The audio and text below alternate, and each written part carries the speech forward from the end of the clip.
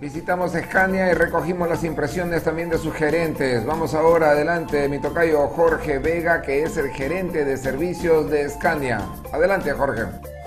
No quisiera felicitar a la familia Chocano, a la familia de Gregorio Chocano por este logro que acaba de conseguir, sin antes mencionar que la relación que tenemos en Scania con la familia Chocano es de muy larga data. Desde principios de los años 80 se inició un trabajo conjunto con ellos, gracias al cual hemos logrado desarrollar algunos tipos de productos para zonas, para carreteras, para rutas en las cuales nadie hubiera pensado, por ejemplo, tener un servicio de tan alta calidad como el que tiene hoy día el Tingo María, Pucallpa, Huánuco, etc. Eso se ha hecho gracias a la estrecha colaboración con ellos y al trabajo dedicado de la familia en aportar sus ideas, aportar sus críticas para que Scania vaya renovando sus productos y tenga un producto como el que se le acaba de entregar ahora, que es lo que se llama el top of the line, o sea, el estado del arte en cuanto a tecnología de ómnibus para justamente esa ruta. Solo me queda desearles, además de felicitarlos, desearles el mejor de los éxitos en el futuro. Ya lo vienen teniendo, o sea que no me queda ninguna duda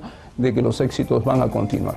Y también tuvimos oportunidad de escuchar de John Falvey, el gerente de ventas.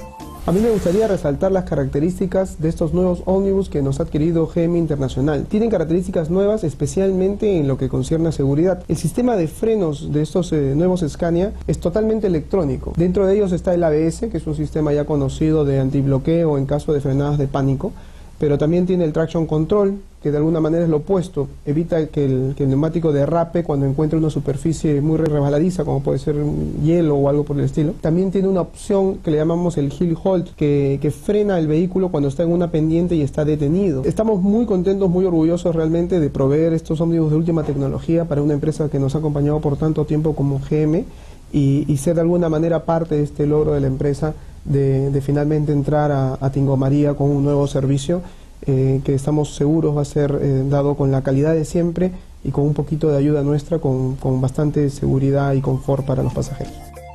Eso fue todo desde la cálida tierra del velo de la novia, Tingo María.